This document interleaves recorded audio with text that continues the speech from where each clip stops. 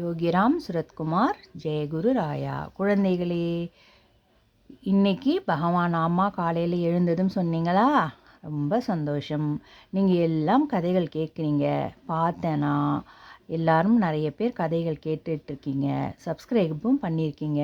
நீங்கள் கதையை கேட்குறது மட்டும் இல்லாமல் லைக் பண்ணி ஷேர் பண்ணுங்கள். உங்கள் அப்பா அம்மாட்ட சொல்லி சப்ஸ்கிரைப் பண்ணுங்கம்மா, ஷேர் பண்ணுங்கள், லைக் பண்ணுங்கள் அப்படின்னு சொல்லுங்கள்.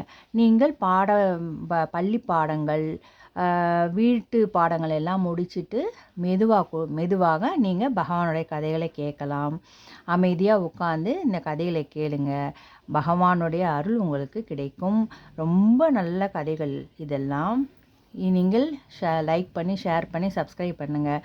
உங்களுக்கு நோட்டிஃபிகேஷனில் நான் சொல்கிற கதைகள் எல்லாம் வரும். அப்போ நீங்கள் பார்க்கலாம். இது நீங்கள் பண்ணதே எனக்கு ரொம்ப சந்தோஷம். நீங்கள் அதனால் லைக் பண்ணி ஷேர் பண்ணி சப்ஸ்கிரைப் பண்ணுங்கள். இன்னும் நிறைய பகவானுடைய லீலைகள், இன்னும் 1000 உண்மை லீலைகள் நிறைய இருக்குது.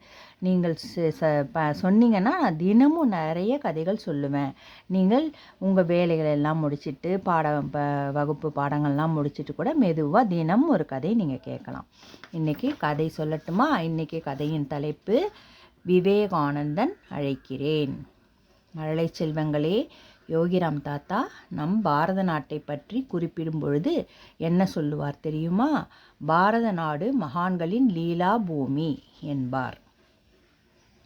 யோகிராம் தாத்தா உங்களை போன்ற சிறுவனாக இருந்த பொழுது பாரத நாட்டில் வாழ்ந்த மகான்கள் பலர் மீது ஈர்ப்பு கொண்டவர். குறிப்பிட்டு சொல்ல வேண்டுமென்றால் ஸ்ரீ கப்பாடியா பாபா, சுவாமி ராமதீர்த்தர் மற்றும் சுவாமி விவேகானந்தரால் கவரப்பட்டவராக இருந்தார். யோகிராம் தாத்தா ஒருமுறை ஸ்ரீ கப்பாடியா பாபாவை தரிசிக்க சென்றிருந்த பொழுது அந்த தீர்க்கதரிசி இளைஞனான ராம் சுரத்குமாரை தன் கையில் பிடித்து கொண்டு, ஒரு நாள் இந்த கையில் என்னை விட அதிக சக்தி கூடப் போகிறது என்று ஆசீர்வதித்தார். சுவாமி விவேகானந்தரால் கவரப்பட்டிருந்த இளைஞன் ராம்சுரத் ஒரு முறை எங்கோ நடந்து சென்று கொண்டிருந்தான்.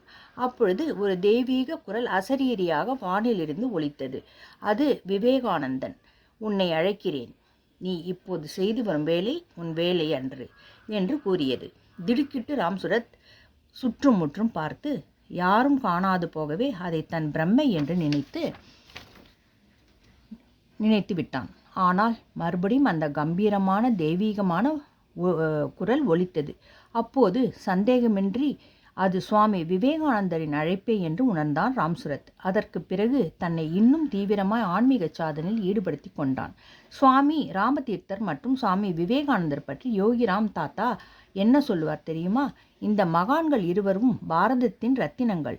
இவர்கள் பாரதத்தை, அதன் நாகரீகத்தை, அதன் பண்பாட்டை கட்டி காத்து அவற்றை முன்னெடுத்து செல்வதற்கு கடும் முயற்சி செய்தவர்கள். மேலும் இளைஞர்களிடத்தில் தேசபக்தியை ஊட்டியவர்கள். அது மிகவும் முக்கியமானது என்று சொல்லுவார். குழந்தைகளே, யோகிராம் தாத்தா நம் நாட்டின் பண்பாட்டையும் நாகரீகத்தையும் கட்டி காப்பது மிகவும் முக்கியம் என்று கருதினார். ஆகவே நீங்கள் அனைவரும் நம் பண்பாட்டையும் அதன் சிறப்புகளையும் அறிந்து அவற்றை பின்பற்ற வேண்டும். யோகிராம் சுரத்குமார் ஜெயகுரு ராயா.